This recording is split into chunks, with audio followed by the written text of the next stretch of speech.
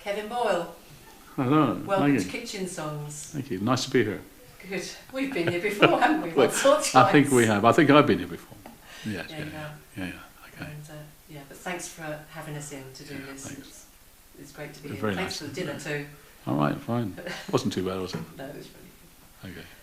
So this is my chance Yes. to ask you questions that I've never thought of asking you before. Okay. Sounds dangerous. We'll go on. And one, before we ask you to give us a song, I'd like to say, what inspired you to start writing songs?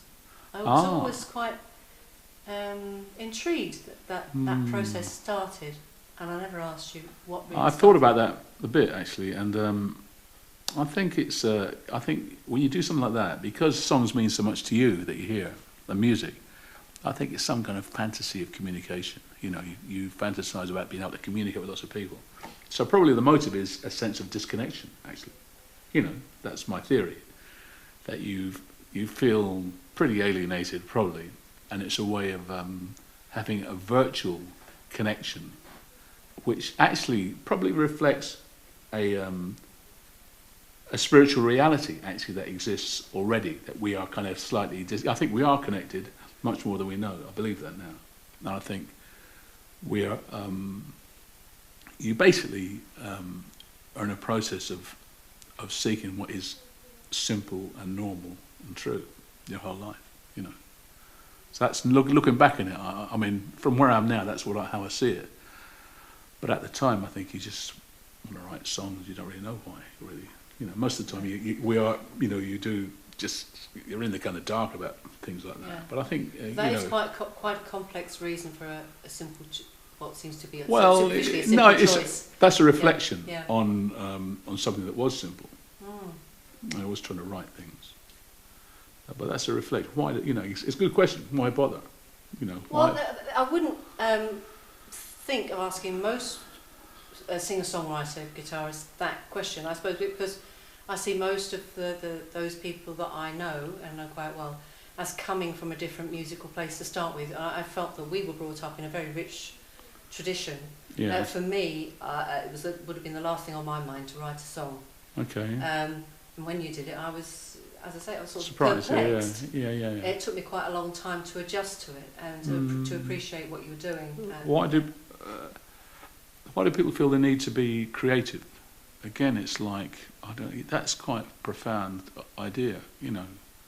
But I think it is to do with a certain normally to do with a certain sense of instability and you know. I mean, I think about these things in a spiritual or religious sense now, really. But I think you're just reaching for something that is a perceived lack in yourself. That's what we do all the time. You know, this is what's wrong with me, what's wrong with this place, why is everything messed up, you know, and you just do something that actually seems to mean something, even though you don't really know why.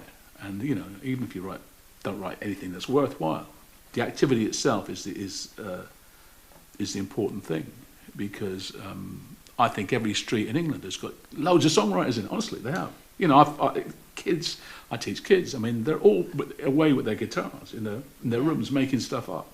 It's a profound impulse, you know, and a universal one too. Yeah. So there you are. The other one I'll do is Lines on the Death of Martin Israel, which is actually a song it means a lot to me, because I knew this guy. He's quite a famous man, actually. He wrote loads of books. He was a Jewish convert to Christianity. He was an exorcist.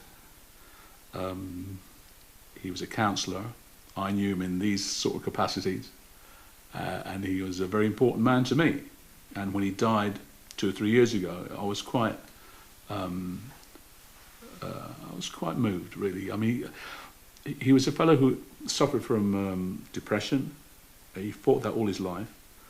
He was incredibly spiritual guy. The reason I got to know him because I read one of his books.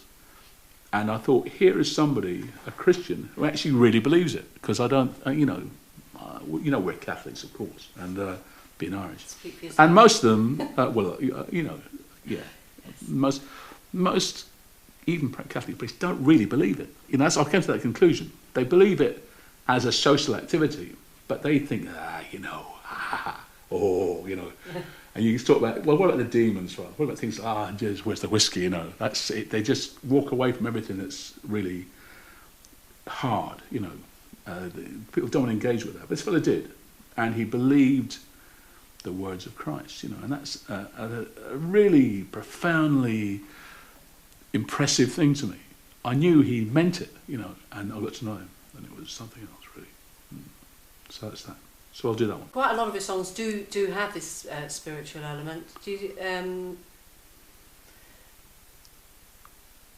you feel that that's that, and the messages that are in those songs are that is as important as the song as an artistic piece? I don't know, really. It's you try and, if you say anything well that you mean, that's a real achievement, I think. Whether other people like it or not. If the things mean something to me, I'm very pleased, because I don't go, as you know, don't go out doing gigs. I do other things. I'm kind of horrified by the idea of of the lifestyle of a musician. It's too hard for me. That whole thing. But expressing something that you mean is like you get great satisfaction from that. And the music is one thing, but I think the other thing is what we're all here pursuing, and it's much more important. I don't think music is really that important. I think it's like, it's a bit of fun.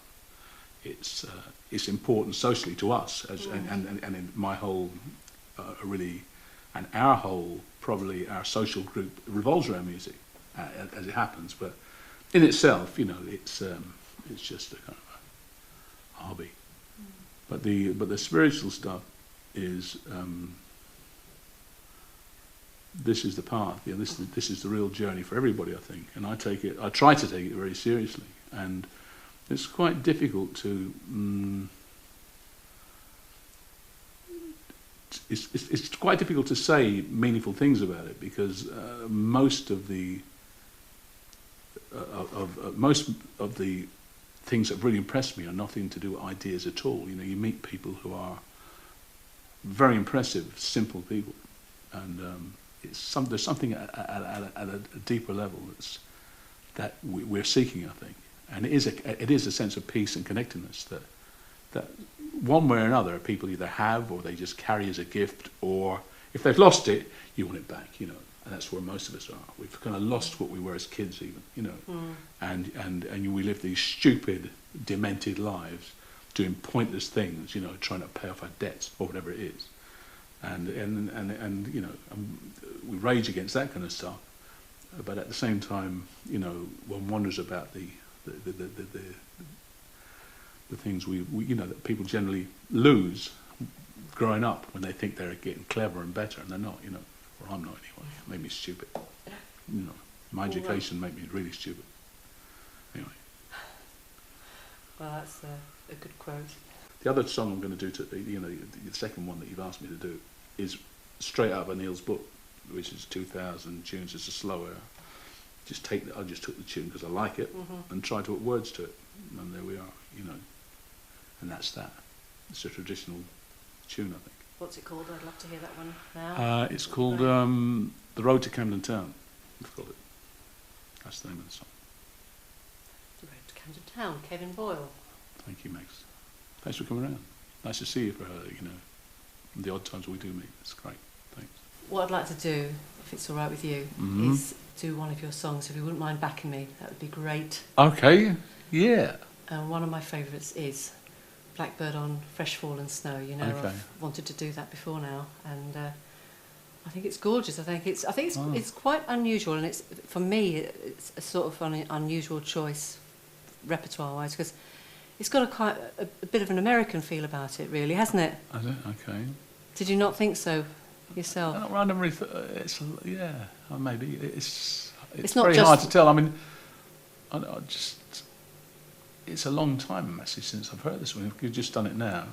I haven't thought about it in years. I mean, you just write things to try and capture something. I don't know what it is. Maybe it probably is American. Most styles are derivative of American, aren't they? Most of the stuff we do. Would you say so? Well, Coming from an Irish traditional background? except for the ones that are a bit Irish, you know. And then it's obvious, you know. So let's just say you're right about that and pass on.